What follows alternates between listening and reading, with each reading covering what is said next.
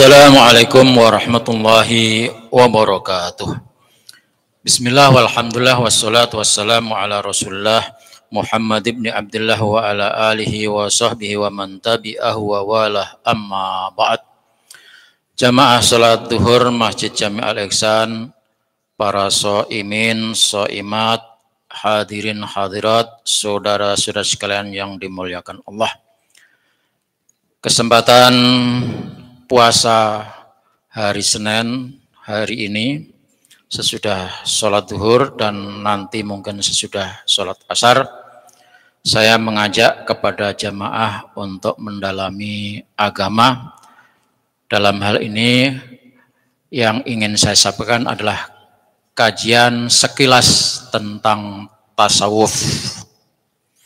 Saya akan membaca kitab Al-Hikam dan Syarah. Kitab Hikam itu berisi tentang quote atau kata-kata motivasi, kata-kata yang mendorong kita untuk mendalami agama sedalam-dalamnya sampai kepada tingkat hakikat. Jamaah sekalian dirahmati Allah, sekilas ingin saya sampaikan kenapa ilmu tasawuf itu perlu kita sampaikan, karena ilmu tasawuf itu adalah ilmu yang masuk paling dalam. Tasawuf di zaman Rasulullah Shallallahu Alaihi Wasallam itu sudah diamalkan oleh para sahabat, mulai dari Abu Bakar, Umar, Utsman, Ali. Kemudian sesudah masa tabi'in dikembangkan oleh Hasan Al-Basri. Terus berlanjut sampai menjadi sebuah disiplin ilmu. Tasawuf dijadikan sebagai disiplin ilmu penting di saat pemerintah, umat, masyarakat mengalami kekacauan. Di masa pemerintahan Islam, pemerintah pejabat sudah mulai keluar dari syariat, karena syariat cuma dijadikan sebagai alat perdebatan antara boleh dan tidak boleh, tidak tembus pada hakikat. Sama seperti saat ini, hukum itu diperdebatkan untuk kepentingan masing-masing. Yang korupsi berdalil pakai hukum, yang menangkap juga berdalil pakai hukum. Sama-sama pakai hukum. Dalilnya sama, tapi ini tafsirnya ke sini, ini tafsirnya ke sini. Itu terjadi di zaman pemerintahan Islam. Pemerintah zalim, hak-hak umat dirampas dengan dasar kepentingan negara. Pejabat berlaku zalim atas dasar peraturan dan kepentingan jabatan. Di zaman itu sudah terjadi, maka dimunculkanlah kembali kepada ajaran tasawuf yang disampaikan, yang sudah diamalkan oleh para sahabat juga para tabi'in. Saya menulis sebuah buku judulnya Tasawuf Revolusi Mental.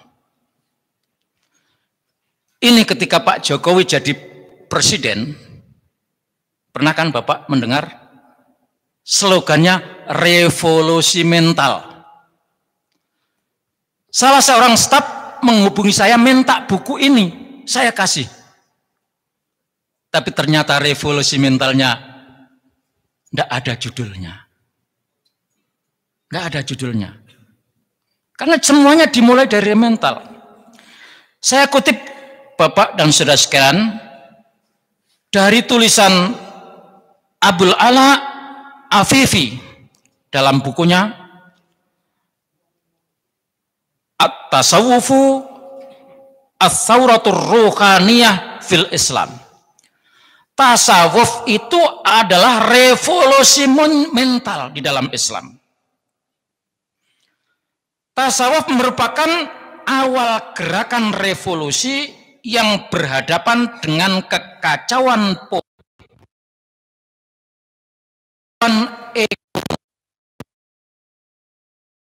samping gerakan perlawanan terhadap para penguasa yang menjarah kekayaan negara pada masa-masa awal pemerintahan Islam. Penguasa di sini bisa berasal dari para pejabat, aparat, keluarganya, dan kroninya, juga para pengusaha dan kaki tangannya. Ini dari buku As-Saurah, At-Tasawuf As-Saurah Ar-Ruhaniyah fil Islam. Bapak-bapak dan saudara sekalian, pernyataan dari Abul Ala Al-Afifi ini, kira-kira saat ini masih ada enggak yang disampaikan dalam kitab lama itu? Saat ini sedang terjadi apa tidak? Menurut kita. Kemarin geger di Banten.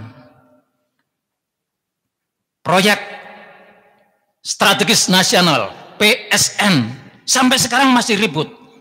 Ada hak-hak masyarakat, hak-hak rakyat yang diambil tanpa melalui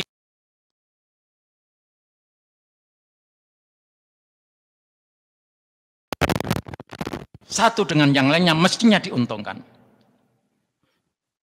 Masyarakat Banten bukan berarti tidak mendukung adanya PSN. Kita rakyat Indonesia mendukung proyek strategis nasional karena itu dimaksudkan adalah untuk kesejahteraan rakyat. Tetapi pelaksanaannya, nah ini pelaksanaannya melibatkan orang-orang yang demi mengeruk keuntungan, akhirnya yang terjadi apa? Kezaliman. Dan ini sekarang terjadi, dulu juga demikian. Maka untuk supaya terjadi keadilan, tidak terjadi kezaliman, masing-masing hak dipenuhi, kata para ulama, kita harus kembali kepada tasawuf, ajaran tasawuf. Jamaah sekalian dirahmati Allah. Apa sih tasawuf itu? Tasawuf itu banyak yang mendefinisikan. Di antaranya definisi adalah ad-dukhulu fi kulli khalqin saniyyin wal khuruj min kulli khalqin dani. Masuk, mengarahkan diri, masuk kepada akhlak-akhlak yang terpuji, dan keluar membuang akhlak-akhlak yang rendah. Itu tasawuf. Maka jangan dipahami ketika kita belajar tasawuf itu harus orang tua. Enggak. Mulai dari anak-anak mestinya kita ajarkan tasawuf. Tasawuf atau rasa. Tasawuf itu adalah masuknya ke dalam rasa.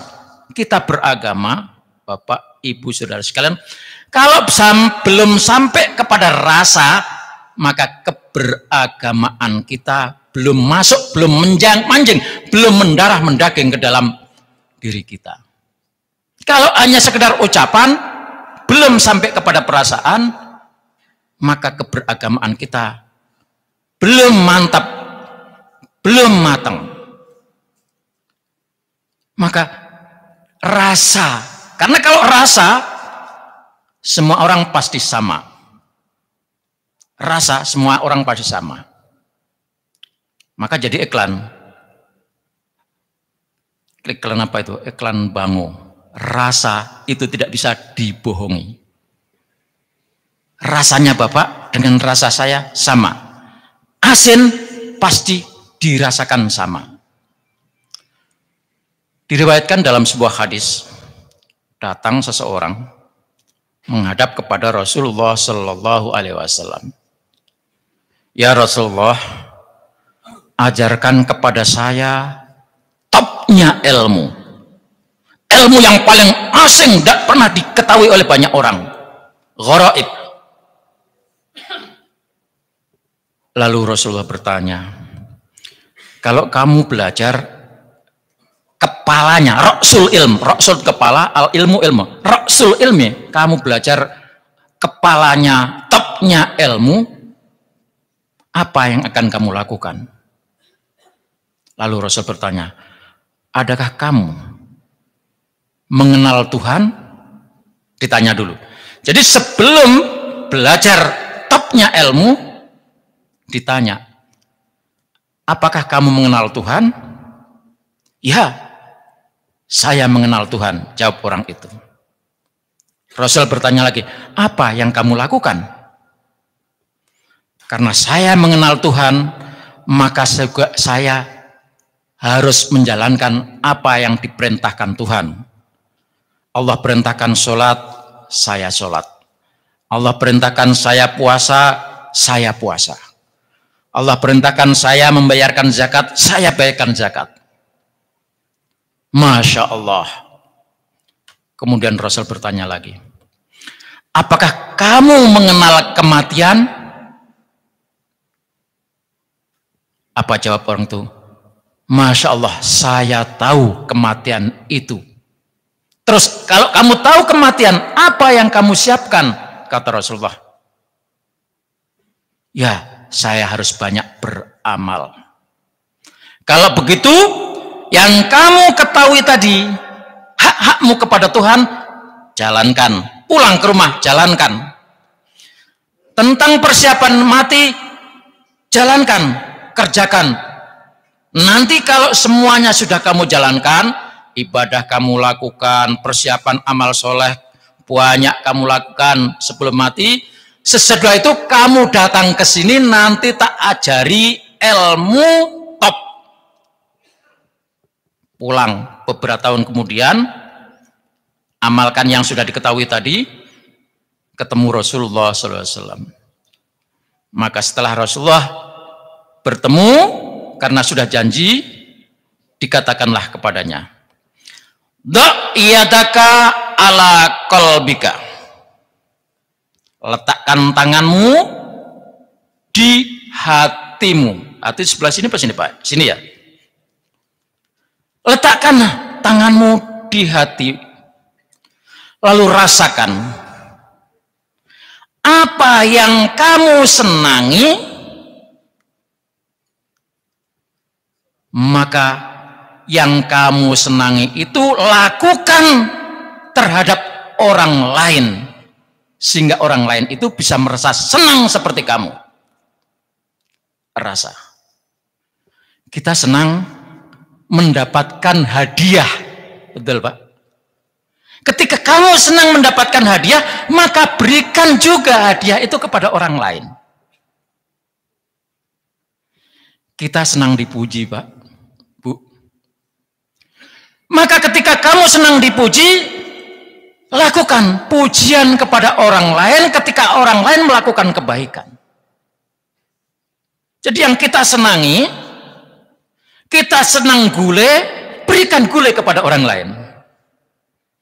Kita senang rendang, berikan rendang kepada orang lain.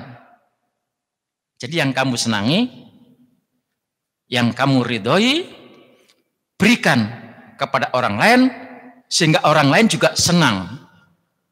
Sebaliknya, apa yang kamu benci, maka jangan lakukan kebencian yang kamu benci itu terhadap orang lain. Kalau kamu tidak suka ditempeleng, maka jangan tempeleng orang lain.